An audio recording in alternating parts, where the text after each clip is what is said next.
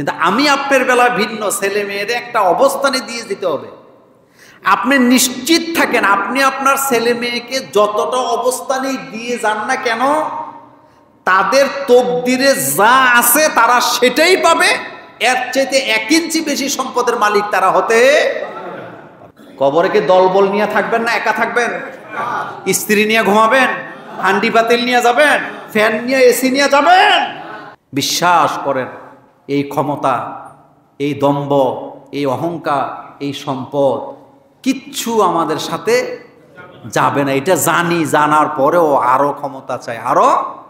আমি মাঝে মধ্যে চিন্তা করি ব্যক্তিগতভাবে, আল্লাহ যদি মানুষে 1000 বছর করে হায়াত দিত, কি যে করত। হায়াত পায় 60 থেকে 70, 80 বছর, 90 বছর। এতটুকুন হায়াত পাইয়া মানুষের উপরে যেই পরিমাণ অত্যাচার আর সম্পদের জন্য যতটা লোভ, 1000 বছর যদি হায়াত দিত, উপায় ছিল বলেন তো? এই পৃথিবী আমাদের জন্য ক্ষণস্থায়ী। আমরা পৃথিবীতে এসেছি অল্প সময়ের জন্য, এখানে আমরা বেশি দিন থাকব না। আমার আপনার ভালো কর্মের ভালো আল্লাহ দিবেন প্রতিফল। কর্ম যদি খারাপ হয় তাইলে তার শাস্তি ভোগ করা লাগবে। একটা কথা মনে রাখবেন, আপনি কারো ক্ষতি করেছেন, কারো হক আপনি নষ্ট করছেন, কারো প্রতি জুলুম করেছেন, দুনিয়াতে যদি আপনি বিচার নাও আপনার বিরুদ্ধে যায় বা বিচার যদি না হয়, আখেরাতে অবশ্যই বিচার হবে। ওখানে আল্লাহর আদালত থেকে বাঁচার কোনো রাস্তা নেই।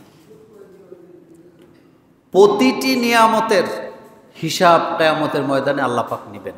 আমাদের যে দেহ আছে, আমাদের দেহটা আমাদের জন্য নিয়ামত, আর এই নিয়ামতটা দিছেন কে? আল্লাহ পাক। মানুষকে আল্লাহ পাক সুন্দর আকৃতিতে তৈরি করেছেন। মানুষ যে সুন্দর আকৃতিতে তৈরি হয়েছে এতে কোনো সন্দেহ নেই। দেখেন মানুষের ডিজাইন, আপনি নিজের দিকে তাকালে আপনি বুঝতে পারবেন। আল্লাহ পাক বলছেন, হাল আতা আলাল ইনসানি হিনুম মিনাদ দাহরি লাম ইয়াকুন শাইআম মাযকুরা। মানুষের জীবনে এমন একটা সময় তো ছিল যখন এই মানুষগুলোর কোনো অস্তিত্ব ছিল না। আমরা যারা মসজিদে এই মুহূর্তে বসে আছি বা পৃথিবীতে আমরা যারা অবস্থান করছি, আজ থেকে 100 বছর আগে আমাদের কেউ কি পৃথিবীতে ছিলাম না। আবার আগামী 100 বছর পর আমরা যারা এখন মসজিদে বসে আছি, আমাদের কারো কোনো অস্তিত্ব পৃথিবীতে খুঁজে পাওয়া যাবে? যাবে না। মাটির সাথে মিশাই দিবেন কে? আল্লাহ রাব্বুল আলামিন বলছেন, মিনহা খলাকনাকুম ওয়া ফিহা নুঈদুকুম ওয়া মিনহা নুখরিজুকুম তারাতান উখরা। মিনহা খলাকনাকুম, এই মাটি থেকে আমি তোমাদেরকে সৃষ্টি করেছি। অফিহা নুঈদুকুম, এই মাটিতে তোমাদেরকে আবার পুঁতে দেয়া হবে। এরপরে এই মাটি থেকে তোমাকে বের করে আনা হবে। আমি আল্লাহ রাব্বুল আলামিনের সামনে তোমাকে দাঁড়াতে হবে। তোমার জিন্দেগির সমস্ত হিসাব দেওয়া ছাড়া এক চুল পরিমাণ পা নাড়াবার কোনো ক্ষমতা তোমার নেই। এক চুল নড়াচড়ার কোনো ক্ষমতা কি? সেদিন ছেলে মেয়ে, মা বাবা, ভাই বেরাদর, বন্ধু বান্ধব কেউ কোনো কাজে আসবে না। ছেলের কাছে আপনি সাহায্য পাবেন না, মেয়ের কাছে পাবেন না, স্ত্রীর কাছে পাবেন না, স্বামীর কাছেও পাবেন না, মা বাবার কাছেও কোনো সাহায্য পাওয়ার সম্ভাবনা বিন্দু মাত্র নাই। কেউ কারো কোনো সাহায্য করতে পারবে না। মান যাল্লাযী ইয়াশফাউ ইনদাহু ইল্লা বিইজনিহি। আল্লাহ পাক বলেন, কিয়ামতের ময়দানে এমন কারো কোনো ক্ষমতা নাই কেউ কারো পক্ষে কথা বলে। সবার জবান থেকে শব্দ একটাই, ইয়া নাফসি, ইয়া নাফসি, ইয়া নাফসি। নিজের নিয়ে সকলে ব্যস্ত থাকবে, কারো উপকার করার ক্ষমতা কারো থাকবে না। এটা বুঝার পরেও খুব মনোযোগ দেন, হাসরের মাঠে আমি একা, কবরে আমি একা। এটা শোনার পরেও, বুঝার পরেও দুনিয়ার লোভ আমরা সামলাতে পারি না। দুনিয়ার লোভ আমাদেরকে গ্রাস করে রাখছে। একটা বাড়ি বানাইছে, আরেকটা বাড়ি লাগবে। একটা দোকান আছে, আর একটা দোকান লাগবে। একটা জমি আছে, আর একটা জমি লাগবেই। টাকার পরে টাকা লাগবে, স্বর্ণের পরে স্বর্ণ লাগবে। অথচ এই পৃথিবীতে যত স্বর্ণ অলংকার আছে, আল্লাহর হাবিব রাসূল কারীম সাল্লাল্লাহু আলাইহি সাল্লাম বলেছেন, পৃথিবীতে যত স্বর্ণ অলংকার আছে সবগুলা পরে থাকবে। এমন একদিন আসবে এগুলা হাত দিয়ে ধরার মতো লোক খুঁজে পাওয়া যাবে না। ও আখরাজাতিল আরদু আসকালাহা, জমিনের ভিতরে যত স্বর্ণ আছে জমিন এগুলা ভূমি করে বের করে দিবে, স্বর্ণগুলা উপরে উঠে আসবে, কিন্তু মানুষ এগুলাকে আর ধরবে না, কারণ এগুলার কোনো ভ্যালু নাই। এগুলা ভ্যালুলেস হয়ে যাবে, মানুষের জন্য কোনো উপকার আসবে না। এই পৃথিবীতে যেই দেশের কাছে যত বেশি স্বর্ণ মজুদ আছে সেই দেশ তত বেশি সম্পদশালী বলা হয়, শক্তিশালী বলা হয়। কিন্তু এমন একদিন আসবে স্বর্ণের মালিকানা কেউ থাকবে না, কেউ এটা ধরেও দেখবে না। আমাকে কবরে একা থাকতে হবে, হাসরে আমাকে একাই আল্লাহর সামনে দাঁড়াতে হবে। এটা বারবার শোনার পরেও দুনিয়ার লোভে আমরা নিজেদেরকে এখান থেকে বের করে আনতে পারি না। এমন হাজার হাজার কোটি কোটি মানুষ আমাদের সমাজে আছে না? না, একটু পরে মারা যাবে, এরপরও দুনিয়ার লোভ সামলায় না। একটু পরে মারা যাবে, এরপরও লোভ আছে নাকি নাই? ভাইয়েরে ঠকায়, বোনেরে ঠকায়, নিজের রক্তের মানুষদেরকে ঠকায়, পার্টনারকে ঠকায়, বন্ধুকে ঠকায়, বান্ধবকে ঠকায়, সবাইকে ঠকাইতে থাকে। নিজের লাগবে, নিজের বেশি লাগবে। অথচ মৃত্যুর সময় জিরো, কিছুই নিয়া। রাসূল কারীম সাল্লাল্লাহু আলাইহি ওয়াসাল্লাম ইন্তেকালের আগে 10 তলা বিল্ডিং বানায় গেছে। বলেন তো, জোরে বলবেন। মা আয়েশা বলেন, আল্লাহর রাসূল ইন্তেকালের সময় আমাদেরকে সোয়াশের আটা দিয়ে গেছে।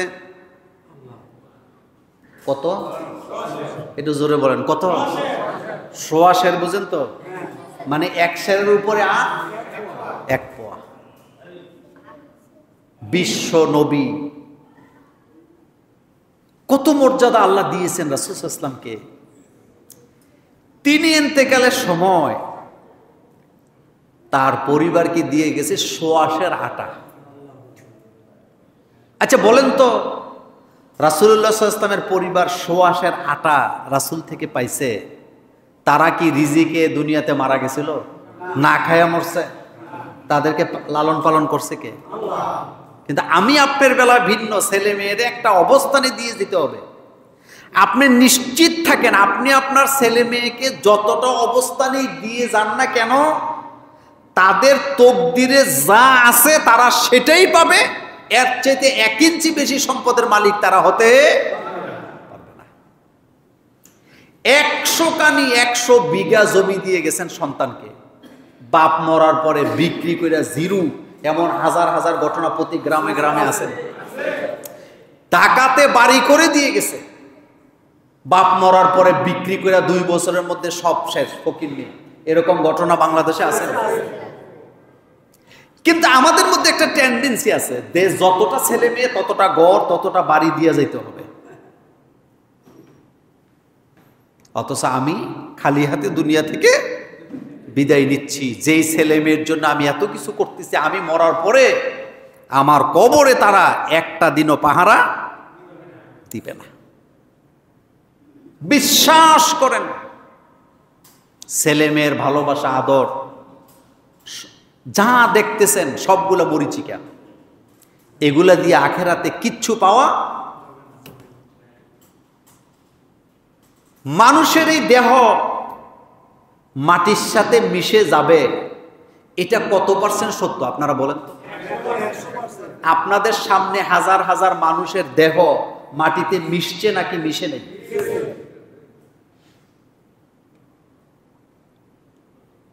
আপনি আজকে মারা যাবেন, 10 দিন পর আপনার দেহ থেকে যেই পরিমাণ দুর্গন্ধ বের হবে, আপনার স্ত্রী আপনার লাশের কাছে বসবে?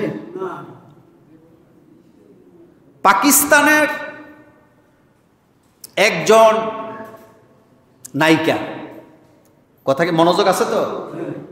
তো নায়িকারা স্বাভাবিক পর্যায়ে তারা একটু সাজগোজ বেশি করে, তারা সুন্দরী হয়, এক কথায় সুন্দর হয় কি না? পাকিস্তান রাষ্ট্র হিসাবে যেহেতু ইসলামকে বেশি প্রমোট করে, মেয়ে এই লাইনে যাওয়ার অপরাধে মা বাপ তার সাথে সম্পর্ক কি করছে? ছিন্ন করছে। কথাটা খুব মনোযোগ দেন। প্রভাবশালী নায়িকা, পৃথিবীতে ঘুরে বেড়ায়, সে একটা ফ্ল্যাটে থাকতো, মা বাপের সাথে সম্পর্ক নেই।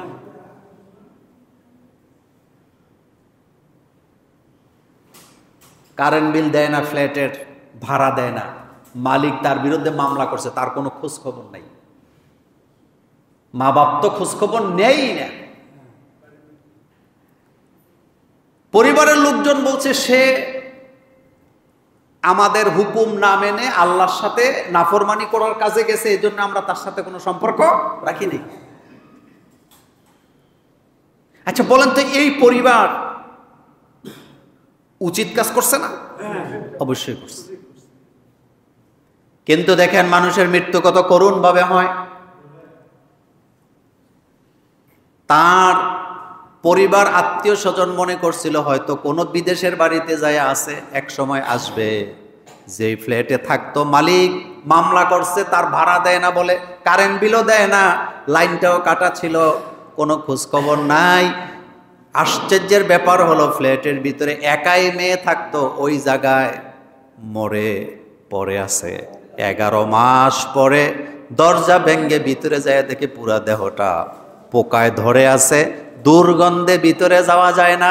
আমি শুধু কথাটা আপনাকে এইভাবে বুঝালাম, একজন নায়িকা নিশ্চিত তারা সুন্দরী হয়, এতে কোনো সন্দেহ নাই। এই দেহটা পর্যন্ত ফ্ল্যাটের ভিতরে পচে গলে সারকার হয়ে গেছে। এখন যদি এই দেহটা কাউকে মাগনা দেওয়া হয়, পৃথিবীর কেউ কি এই দেহটা নিতে রাজি হবে? কথা বুঝেন নাই? যদি ফ্রিতে দেওয়া হয় কেউ কি নিবে? কিন্তু জীবিত থাকা অবস্থায় পৃথিবীর কোটিপতিদেরকে যদি অফার দিত যে তোমরা কে আছো আমাকে বিয়ে করবা, 1000 জন যাইতো কি যাইতো না? এই দেহের কোনো দাম, এটা পচা দেহ, এটা পচা।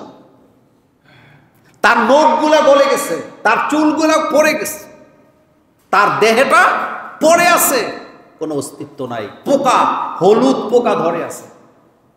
পোকার মধ্যে অনেক রকমের পোকা আছে, সর্বশেষ ধরে কি পোকা? হলুদ রঙের পোকা। হলুদ রঙের পোকা তার দেহটাকে খেয়ে গেছে। এটা দেখার পরেও দুনিয়ার লোভ সামলাইতে কোনো লাভ নেই। যদি বুঝতাম খালি হাতে আমাকে কবরে যাওয়া লাগবে, তাহলে ভাইয়ে ভাইয়ে কোনোদিন জায়গা জমি ভাগ করার সময় দ্বন্দ্বে যাইতাম না, বরং একটা ঘোষণা দিতাম, আল্লাহর কোরআনে যেভাবে আছে সেভাবে ভাগ করে দাও, 1 ইঞ্চিও জায়গা বেশি চাই না, কাউকে ঠকাইতেও। কথা আসতে বললেন যে, মসজিদে যখন বসি, মাহফিলের প্যান্ডেলে যখন বসি, আলেম ওলামারা আমাদেরকে দিব্যি ঘোষণা দিতেছেন, খবরদার ভাইয়ে ভাইয়ে দ্বন্দ্ব করেন না, সম্পদ আল্লাহর কোরআনের আইন অনুযায়ী ভাগ করে ইনসাফ ভিত্তিক নিবেন। এটা শোনার পরেও ঘরে গেলে মহিলাদের ধাক্কা খাইয়া এরপরে আর জায়গা মতো ঠিক থাকে না, ভাইয়ে ভাইয়ে ঝগড়া করে, ভাইয়ের বিরুদ্ধে ভাইয়ের সম্পত্তি নিয়ে মামলা করে। এমন ভাই আমাদের সমাজে সমাজে আছে না? না, এই দেহটা মাটির সাথে মিশবে, আমাদের সামনেই তো মিশে যায়। আমার আব্বারে কবর দিছি, আমার আম্মারে কবর দিছি, আমার দাদিরে দিছি, নানারে দিছি। আপনি যাদেরকে কবর দিছেন, আপনি জানতো কবরটা একটু খুঁড়ে দেখেন তো তাদের কোনো অস্তিত্ব আছে কিনা, চেহারাটা আছে? হযরত ইব্রাহিম আলাইহিস সালাম আল্লাহ রাব্বুল আলামিনকে ডেকে বলতেছেন, রব্বি আরিনি কাইফা তুহিল মাউতা ক্বালা আওয়ালাম তুমিন। হযরত ইব্রাহিম আলাইহিস সালাম বলতেছেন, রব্বি আরিনি, আমার রব, আয় আমার আল্লাহ, তুমি আমারে দেখাও তুমি মৃত্যুকে কিভাবে জীবিত করবা। সুবহানাল্লাহ পড়েন। নবী নবী বলতেছে, আল্লাহ ও আমার রব, আরিনি, আমাকে দেখাও কাইফা তুহিল মাউতা, তুমি কিভাবে মৃতকে জীবিত করো? মাটির সাথে মিশে যাবে, অস্তিত্ব খুঁজে পাওয়া যাবে না। ও রব, আমার একটু দেখাও। আল্লাহ পাক বলতেছেন, আওয়ালাম তুমিন, ও ইব্রাহিম, আমি যে মাটির সাথে মিশে যাওয়া মানুষগুলোকে জীবিত করব, তুমি কি বিশ্বাস করো না? তুমি কি বিশ্বাস করো না? ওয়ালা বালা, ইব্রাহিম আলাইহিস সালাম বলতেছে, আল্লাহ অবশ্যই বিশ্বাস করি। সুবহানাল্লাহ বলেন। অবশ্যই বিশ্বাস করি। লিয়াত মাইন্না কালবি, কিন্তু আমি বুঝি না, আমারে যদি তুমি একটু দেখাও আমার আত্মাটা শান্তি পায়। সুবহানাল্লাহ পড়েন।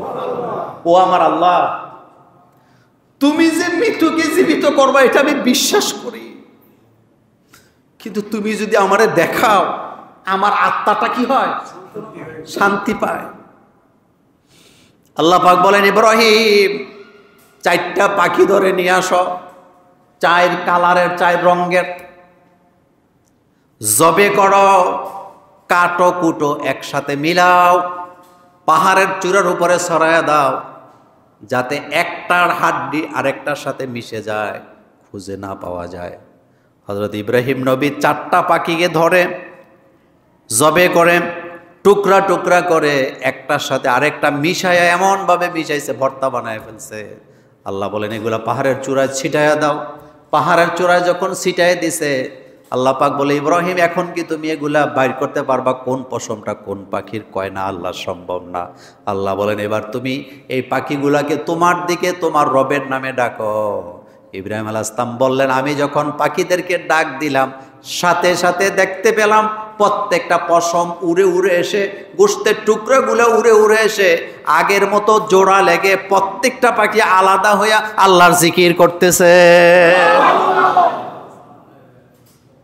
ক্ষমতা কার? আল্লাহ পাকের। শোয়েব আলাইহিস সালাম গাধাটার বাইন্ধা রাখছে। গাধাই তো ছিল, মনোযোগ আছে আপনাদের? গাছের সাথে বেঁধে রাখছে, গম দিছে, গমের থেকে উঠতে দেখে গাদা মাটির সাথে মিশিয়ে রয়েছে, হাড্ডি গুড্ডি কিছুই। 100 বছর পর, কত বছর? শোয়েব আলাইহিস সালামকে আল্লাহ, আমার গাদাকে আল্লাহকে তুমি ডাকো। ডাক দিছে, এবার গাদা জমিন থেকে জীবিত হয়েছে। যেরকম সুবহানাল্লাহ।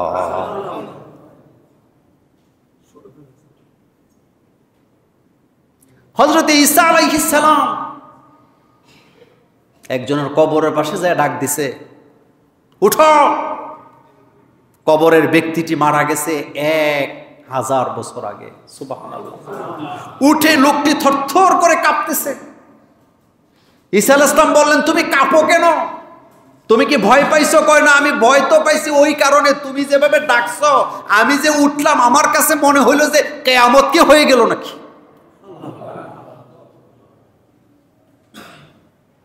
কবরে কি দলবল নিয়ে থাকবেন না একা থাকবেন? স্ত্রী নিয়ে ঘুমাবেন? হান্ডি পাতিল নিয়ে যাবেন? ফ্যান নিয়ে, এসি নিয়ে যাবেন? একা একা একা একা। এটা বুঝলে দুনিয়ার মায়া ছেড়ে দিতাম। মাউতে কাসিন কুল্লু নাসিন শারেব, কবি কি সুন্দর করে বলেছেন, মাউতে কাসিন কুল্লু নাসিন শারেব, কবরে বাইতিন কুল্লু নাসিন দাখিলো। পৃথিবীতে মৃত্যু নামক একটা শরবত আছে। শ্বশুর বাড়িতে বেড়াইতে গেছেন, ঘাটা বাড়িতে শরবত দিছে, ইচ্ছা খাইলেও পারেন না খাইলেও পারেন, জোরাজুরি নাই। কিন্তু কবি বলতেছে, মৃত্যু নামক যে শরবত আছে তোমাকে পান করাই লাগবে, কিন্তু সমস্যা একটা, এটা যে কখন হাজির হবে তুমি নিজেও জানো না। বিয়ে করতে রওনা দিছে, রাস্তায় যে অ্যাক্সিডেন্ট করে মরে গেছে, এমন বোধহয় একদিনও শোনেন নাই। বিয়ে করতে রওনা দিছে, বিয়ে যাইতে পারে নাই, রাস্তায় শেষ। বিয়ে করছে, বউ নিয়ে বাড়িতে রওনা দিছে, রাস্তায় অ্যাক্সিডেন্ট করে বউ শেষ, স্বামীও শেষ। ঘটনা আসেনি? কিসের অহংকার, কিসের অহংকার?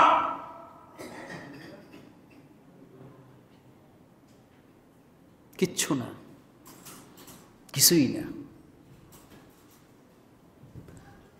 দাগিয়ানুস ইসলামী আন্দোলনের যুবকদেরকে এলাকা থেকে তাড়ায় দিলেন।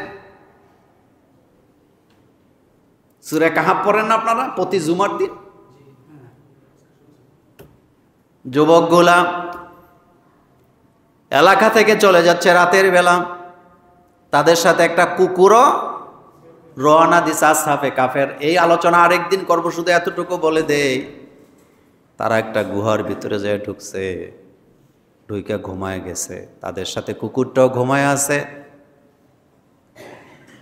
এমন লম্বা ঘুম তারা দিছে, যেই বাদশার আমলে তারা ঘুম দিছে সেই বাদশাও নাই, তার পরেরটাও নাই, পরেরটাও নাই, পরেরটাও নাই। ঘুম থেকে জাগ্রত হওয়ার পরে দেখে পৃথিবীর পরিবেশ আগের মতো নেই। কয়শো বছর ঘুমাইছে? 309 বা 350 বলে।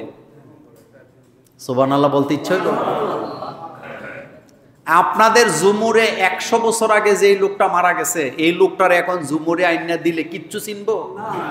কবে এনে মেইল এসে করতে, এনে রাস্তায় লোক করতে, এনে মসজিদে লোক করতে বলবে না? প্রত্যেককে হাসরের মাঠে উঠতে হবে। কথাটা বলছিলাম এই কারণে, এরপরও পৃথিবীর মায়া ছাড়তে পারি না। মানুষকে ঠকাই দিচ্ছি, ও আমি আমার মতো করে চাই, রাজ্য আমার, দুনিয়া আমার, সমাজ আমার। বিশ্বাস করেন এই ক্ষমতা, এই দম্ভ, এই অহংকার, এই সম্পদ কিচ্ছু আমাদের সাথে যাবে না। এটা জানি, জানার পরেও আরো ক্ষমতা চাই, আরো। আমি মাঝে মধ্যে চিন্তা করি ব্যক্তিগতভাবে, আল্লাহ যদি মানুষে 1000 বছর করে হায়াত দিত, কি যে করত। হায়াত পায় 60 থেকে 70, 80 বছর, 90 বছর। এতটুকুন হায়াত পাইয়া মানুষের উপরে যেই পরিমাণ অত্যাচার আর সম্পদের জন্য যতটা লোভ, 1000 বছর যদি হায়াত দিত, উপায় ছিল বলেন তো?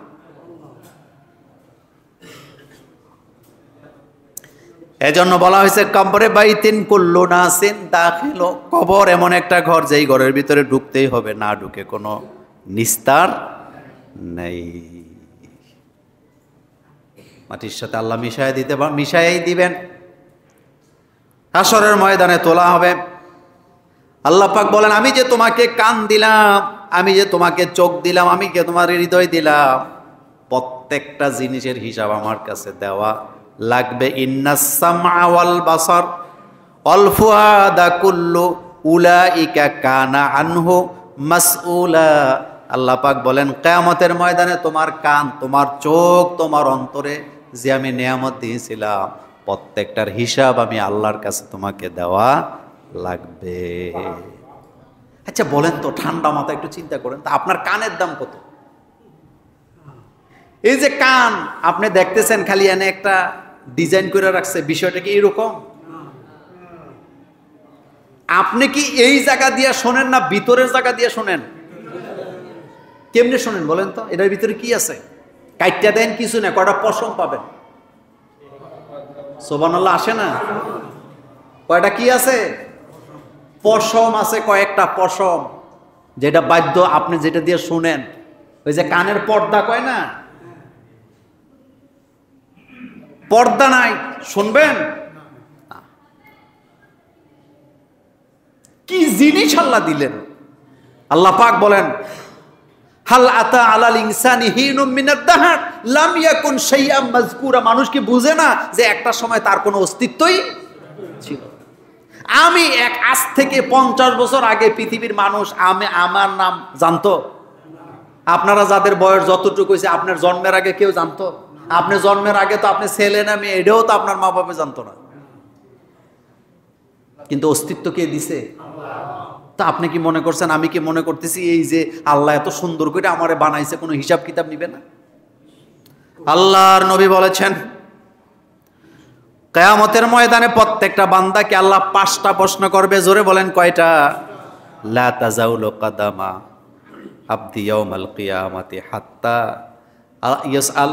আল্লাহ রাসূল সাল্লাল্লাহু আলাইহি ওয়াসাল্লাম বলেন, 5টা প্রশ্নের জবাব যতক্ষণ পর্যন্ত দিতে না পারবা, লা তাজাউলু কাদামা, তোমরা তোমাদের কদমগুলাকে এক চুল পরিমাণও নাড়াতে পারবা না। প্রথম প্রশ্ন করা হবে আন উমরি ফিমা আফনা, তোমারে যে আমি বয়স দিছিলাম, জিন্দেগি দিছিলাম 70 বছর 80 বছর বয়স, তুমি তোমার জীবনটা কোন কাজে লাগাইছ? আহারে, তাস খেইলা, জুয়া খেইলা, সময় নষ্ট করলাম, আড্ডা দিলাম, কত কিছু করলাম, অন্যায়ের পথে চললাম, চাঁদাবাজি করলাম, মানুষের জমি জামা দখল করলাম, ঝগড়াঝাটি কইরা তর্ক কইরা সময়টা কাটায় দিলাম, অথচ জিন্দিগির হিসাব আল্লাহর কাছে দেওয়া লাগবে নাকি লাগবে না? কত সময় ব্যয় করে দিছি, কত সময় আমাদের মোবাইলে চলে যাচ্ছে, কত সময় টেলিভিশনের সামনে চলে যাচ্ছে। উপায় নাই, বিশ্বাস করেন উপায় নাই। ফেসবুকে ঢুকলে আর বাইরে হয় না, আসেন এরকম লোক? ইউটিউবে ঢুকলে আর বাইরে হয় না। এখন তো বাচ্চা অবস্থায় শুরু, বাচ্চাদেরকে কোনো ক্রমেই মোবাইল ছাড়া খাওয়ানো যায় না। কথা কি ঠিক বললাম? এটা কি মোল্লার ঘর, কি মৌলবীর ঘর, কি নেতার ঘর, কি খেতার ঘর, সব একই অবস্থা, সব এক অবস্থা। কারণ আপনার বাচ্চাটা যখন দেখতেছে আরেকজনের বাচ্চা মোবাইল টিপে, আপনারটাকে আপনি আটকায় রাখতে পারবেন? আপনার ঘরে টিভি নাই মনে করেন, আপনি একের সিদ্ধান্ত নেন আমি টিভি রাখবো না আমার ঘরে, নিশ্চিত থাকেন চুরি করে বাচ্চাগুলো আরেকজনের ঘরে যায় টিভি দেয়। আপনি আপনার বাচ্চাকে মোবাইল দেন না, আপনি আপনার বাচ্চাকে মোবাইল দেন নাই, নিশ্চিত থাকেন আপনার বাড়িতে মেহমান আসবে না, ওই মেহমানের মোবাইল নিয়ে বাচ্চারা টানাটানি করবে। আপনি দেন নাই কিন্তু বাচ্চার ফুফু আসছে বেড়াইতে, এখন বাচ্চা দৌড়ে যে ফুফুর মোবাইলটা যখন হাতে নিছে, এখন আর আপনার করার কিছু নাই। আপনি বাধা দিলে ফুফুরা কয় দমকাইস না, আমি আইছি একটু সময়ের জন্য, টিপুক, কিচ্ছু হবে না। এটা মহামারী আকার ধারণ করছে, মহামারী আকার। এবং আপনারা মাঝে মধ্যে দেখবেন আপনাদের ঘরেই আছে, মাঝে মধ্যে দেখবেন আপনার ঘরে 4 জন লোক এক রুমে, দেখবেন সবার হাতে মোবাইল, সবাই আলাদা আলাদা টিপতেছে। একটা সময় ছিল জামাই মসজিদ থেকে কি বলে ফজরের নামাজ পড়ে ঘরে গেছে, বউ ফজরের নামাজ পড়ে বসে আছে, মুড়ি খাইতো, নাস্তা খাইতো, কথাবার্তা বলতো। আর এখন জামাইও ঘরে গিয়া মোবাইল, বউ আগের থেকে নামাজ পড়ে মোবাইল, ইউটিউব দেখতেছে। ঘটনা সত্য না মিথ্যা? আসতে কয় সত্য না মিথ্যা? সময় আমাদের শেষ, কিন্তু এই সময়ের হিসাব কার কাছে দেওয়া লাগবে? বাঁচার কোনো রাস্তা? আল্লাহ নবী বললেন, কয়টা প্রশ্নের কথা বলছিলাম? প্রশ্নের জবাব না দিয়া বাঁচার কোনো রাস্তা নাই। 2 নাম্বার প্রশ্ন করা হবে, আমি যে তোমাকে জ্ঞান দিছিলাম, তুমি এই জ্ঞানগুলা কোন কাজে ব্যয় করছো? প্রত্যেকটা মানুষের কাছে জ্ঞান আছে, মূর্খ মানুষ বলতে কিছু নাই, ভালো মন্দ বুঝে নেই। হেতে জীবনে স্কুলে যায় নাই, মনে করেন কোথায় যায় নাই? কোনো লেখাপড়া করে নাই। বলেন তো সে ভালো মন্দ বুঝে নাকি বুঝে না? দেখেন আমাদের গ্রামে একটা ছেলে, সহজ সরল কয় আর কি, মানুষে একেবারে সহজ সরল, দুনিয়ার কিছুই বুঝে না এক কথায়। তারে যদি বলেন তুই খাইতে থাক, হেতে খাইতেই থাকে, যদি বলেন কাজ করতে থাক, করতেই থাকে, মানে দুনিয়ার কোনো খোঁজ। আবার খাবার না দিলে 3 দিনও চায় না। তা আপনি বলেন তো তার বিষয়টা ভিন্ন না? এই ছেলেটা কয়েকদিন আগে আমি বাড়িতে গেছি, আমার সাথে দেখা করতে আসে, পরনে একটা লুঙ্গি, হাতে একটা ওই যে ছাগলের খুঁটি, বুঝেন তো, রশি সহ। তা আসার পরে আমি বসে আছি একটা চেয়ারে, আরো চেয়ার খালি আছে। তো জিজ্ঞেস করলাম তুমি সালাম দিছে, কেমন আছো? কয় কাকা ভালো আছি। তা আমি বললাম তুমি বসো। কয় না, আপনার সামনে বসি কেমনে? মনোযোগ আছে আপনাদের? কি বলছে কথাটা? তার জ্ঞান আছে, এই কথা কেউ বিশ্বাস করবে না, কিন্তু এই ছেলেটাও বুঝে যে এই লোকের সামনে বসা তার। আমি আপনাকে বুঝাইলাম আর কি, যে জ্ঞান ছাড়া মানুষ, যারে যতটুকু জ্ঞান দেওয়ার দরকার আল্লাহ ততটুকুই তারে দেয়, কিন্তু সে জ্ঞানটাকে প্রপারলি কাজে লাগায় না। যে লোকটা লাশের উপরে পাথর মারলো, আপনার কি মনে হয় তার জ্ঞান নাই? যেই লোকটা লাশের উপরে দাঁড়াইয়া যেই যুবকগুলা নাচানাচি করলো, আপনার কি মনে হয় তাদের জ্ঞান নাই? যারা মানুষের বিরুদ্ধে আদালতে মিথ্যা মামলা দিতে যায় তাদের জ্ঞান আরো বেশি না কম? জ্ঞান আছে বললেই তো চালাকি করে সেখানে যায় এটা কাজে লাগায়। বিচারে বসলে যে লোকগুলোর চাপাবাজির কারণে ন্যায় বিচার করা যায় না, তাদের জ্ঞান কি কম না বেশি? তো জ্ঞান আছে বলেই তো চাপাবাজি করে।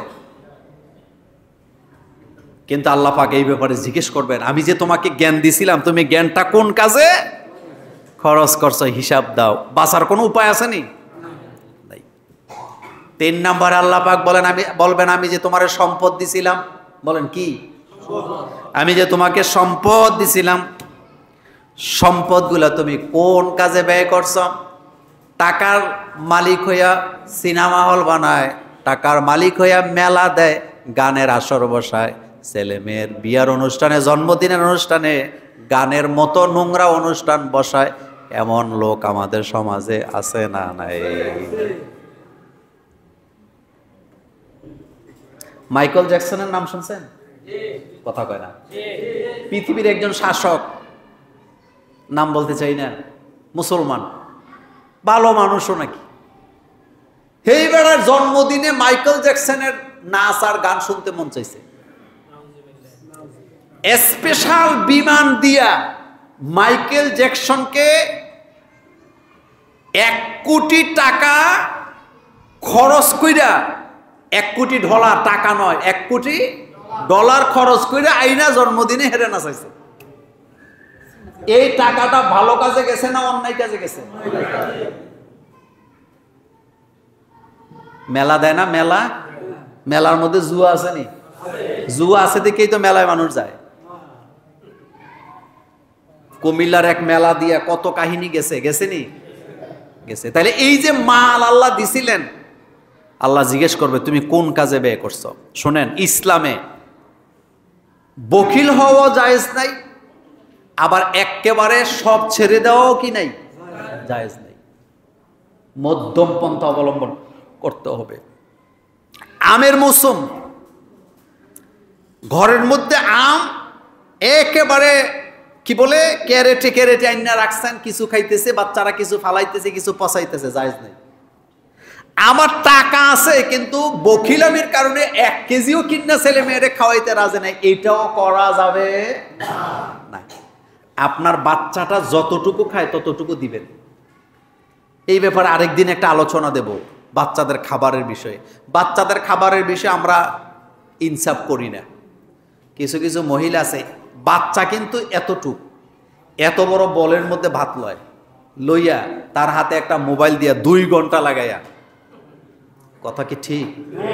মানে 2 ঘন্টা লাগাইয়া ঢুকাইতেছে, মানে যেটা প্রথম খাওয়াইছিল সেটা হজম হয়ে গেছে অলরেডি, কিন্তু প্লেটে এখনো খানা আছে। এরকমের মা আসেনি? এইদিকে বাচ্চাটির ফ্যাক্টরি হয় এত বড়, এইটি ভবিষ্যতে আর কোনো কাজে লাগে না। শোনেন, উপবাস নিয়ে যারা স্কুলে মাদ্রাসায় গেছেন তারাই মানুষ হয়েছে। আর খাইতে খাইতে পেটকে ডোল বানাইয়া হাঁটতে পারে না, এদের বাচ্চা কাচ্চা মানুষ খুবই কম হয়েছে। আর এই যে খাওয়ায়, এগুলি মূলত হিংসার কারণে খাওয়ায়।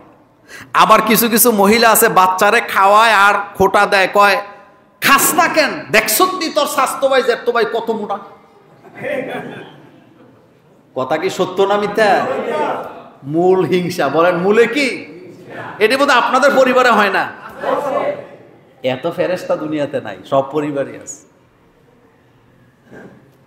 আমার কলেজার ভাইয়ারাম, 4 নম্বরে আল্লাহ রাব্বুল আলামিন বলবেন আমি যে তোমারে যৌবন দিছিলাম। বলেন, কথা কন না কেন?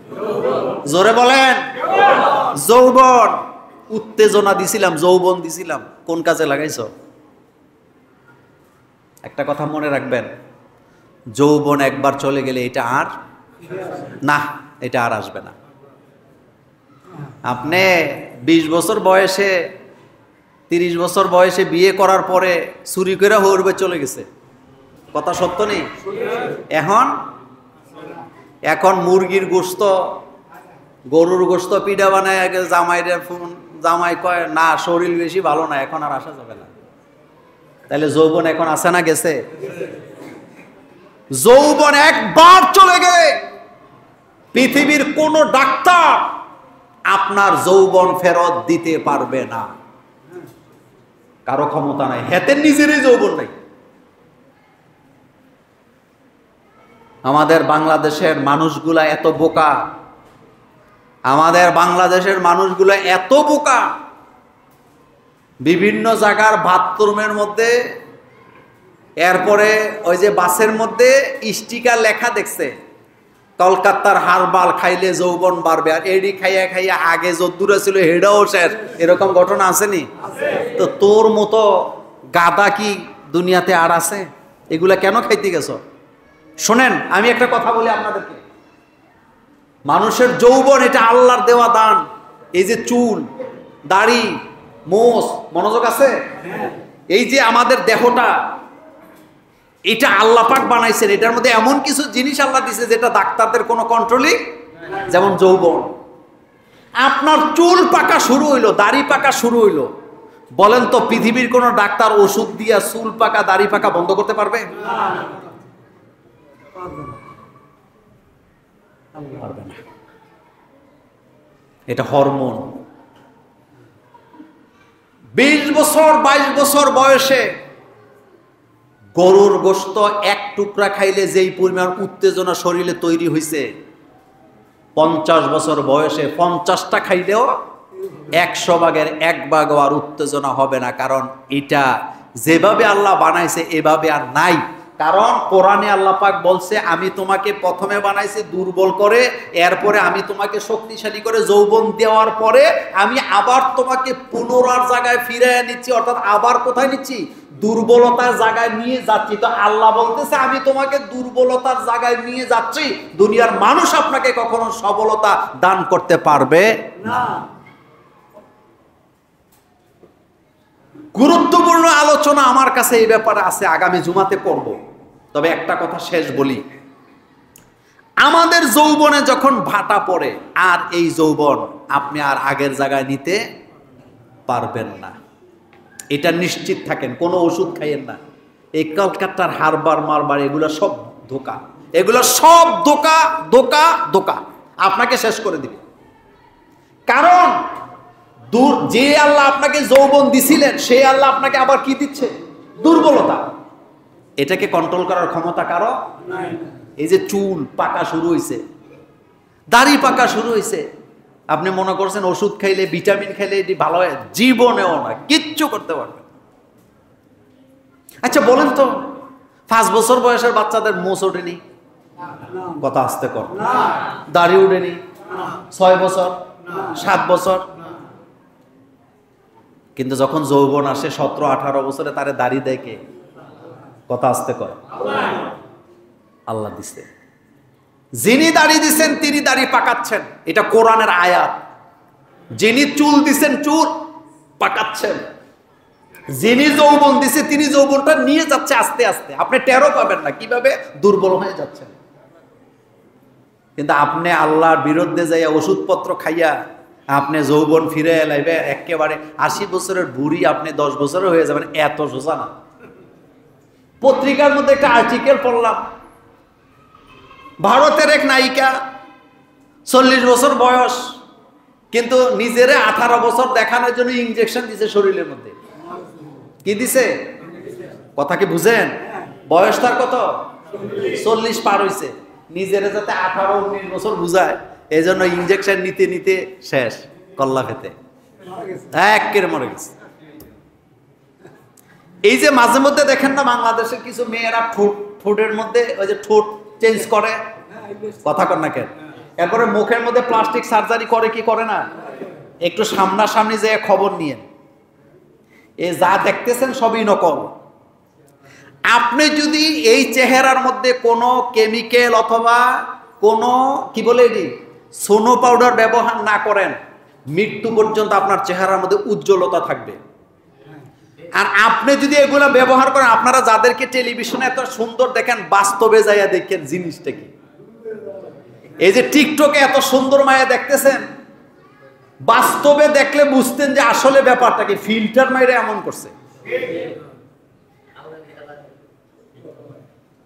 শোনেন, যত সাবান, যত কি বলে কসমেটিক্স কম ব্যবহার করবেন, আপনার শরীরে তত বেশি সুন্দর থাকবে, সতেজ থাকবে, চেহারার মধ্যে কোনো দাগ পাবেন না। আর এগুলো যত মাখবেন ধ্বংস। বলেন কি? ফেসবুকে দেখছে কি এই ক্রিম দিলে কালা মাইয়া ফর্সা হয়ে যাব। এখন বউ জামাইরে গুতাই দিছে অর্ডার দাও, অর্ডার দিছে, দেওয়ার পরে মূলত এটা ক্রিমই না, এটা হলো অ্যাসিড। তো অ্যাসিড শরীর দিলে শরীরে চামড়া পুড়ে যায় না? তো চামড়া যখন পুড়ে যায় এখন কালোটারে কি দেখা যায়? হয় না, দারুণ জিনিস একটা পাইছি, আমি ফর্সা হইছি। এবার আরেকজন শূন্য শূন্য কিনে, কয়দিন পরে শোনা যায় এটির ক্যান্সার। কথা সত্য না মিথ্যা? আল্লাহ বলতেছে আমি যেটা দিছি এটা অরিজিনাল, এটার মধ্যে কোনো নকল। লাকাদ খলাকনাল ইনসানা ফি আহসানি তাকওয়িম, আমি মানুষকে সুন্দর আকৃতি দিয়ে তৈরি করেছি। মানুষ আল্লাহ কত সুন্দর করে বানাইছে, আপনি মানুষের দিকে তাকাইলেই তো বুঝেন। নাকটা দেখেন তো, একটু চিন্তা করেন তো, এদিকে তাকান তো, নাকটা কোন জায়গায় দিতে হবে এই ডিজাইনটা আপনারা করছেন? ইঞ্জিনিয়ারে করছে। নাকটা যদি পেছনে দিত, কোনো কিছু খাইতে হইলে চেক করতে পেছনে নিয়ে আসে। ডিজাইনার কে? কোরআনে আসছে আল্লাহ পাক বলছেন আমি মানুষকে তার নিজস্ব আকৃতিতে তৈরি করেছি, মানে মানুষ যেমন হওয়া দরকার আমি মানুষকে তেমন করে তৈরি করেছি। যেমন হওয়া, পৃথিবীর কোন পশু পাখি কপাল, হাঁটু, নাক মাটিতে লাগে আল্লাহকে সেজদা দিতে পারে না। শুধু মানুষ মাটিতে কপাল, নাক আর হাঁটু গেড়ে সেজদা দিতে পারে। কে বানাইছে? মানুষ আমি বানাইছি আমার গোলামি করার জন্য। এই যে আপনার হাঁটু, এ ব্যাপারে আগামী জুমায় আরো গুরুত্বপূর্ণ কথা আসতেছে। এই যে হাঁটুগুলা বাঁকা করেন না, হাঁটেন না, নিজে নিজে বাঁকা হয়ে যায়? এটার ভিতরে লাসা দিয়ে রাখছে কে? লাসা শুকাইছে তো। এই যে মুস্তাক ভাই মাঝে মধ্যে আমারে বলে যে ভাই আমার তো হাঁটু চলে না, লাসা নাকি শুকায় গেছে। আমার আব্বা হাঁটতে পারতো না শেষ জীবনে, এত পরিশ্রমী লোক, শক্তিশালী লোক। বলতাম আব্বা কি হয়েছে? কয় ডাক্তার বলছে আমার হাঁটুতে যে লাসা ছিল এটা কি হয়ে গেছে, ওষুধ খান। কয় বাবারে এটা ওষুধ খাইলে আর হওয়ার সম্ভাবনা। কি বুঝছেন আপনি? কে দিছিল এটা? আল্লাহ পাক। এই যে মুভ করেন আঙ্গুল, দেখেন তো, আপনি কি মনে করছেন যে এমনি এমনি নিজে নিজে ভাঙ্গে যাচ্ছে? এটা কি রোবট নাকি? কে করেছেন? আবার দেখেন আঙ্গুলগুলা যাতে আপনি বাস করতে পারেন, কতগুলা, এগুলো সব নিজে নিজে হয়েছে নাকি? এগুলো সব নিজে নিজে হয়েছে? আপনি নিজে নিজে হয়েছেন? কে করেছেন? আল্লাহ পাক করেছেন। সুতরাং দুনিয়ার লোভ আমাদেরকে ছাড়তে হবে। দুনিয়া আমাদের লাগবে। বাথরুমে গেলে যেমন আমরা প্রয়োজনে যাই, কাজ সেরে আর দেরি করি না, তাড়াতাড়ি বের হই, দুনিয়াও আমার লাগবে। তবে দুনিয়াকে আঁকড়ে ধরা যাবে না। যতটুকু প্রয়োজন ততটুকু, বলেন যতটুকু প্রয়োজন ততটুকু। এর বাহিরে গেলে আপনি পেরেশানিতে পড়বেন। দুনিয়া আপনাকে পেরেশানি দিবে, দুনিয়া কখনো আপনাকে শান্তি দিবে না। কথা কি বুঝাইতে পারছি? যতটুকু প্রয়োজন তার বাইরে গেলেই পেরেশানি বাড়বে না কমবে? জমি কিনছেন, অমুকটা করছেন, তমুকটা করছেন, সম্পদ বাড়াইছেন, পেরেশানি বাড়বে, কমবে না। এই জন্য পেরেশানি থাকলে আল্লাহর গোলামি করা যায় না।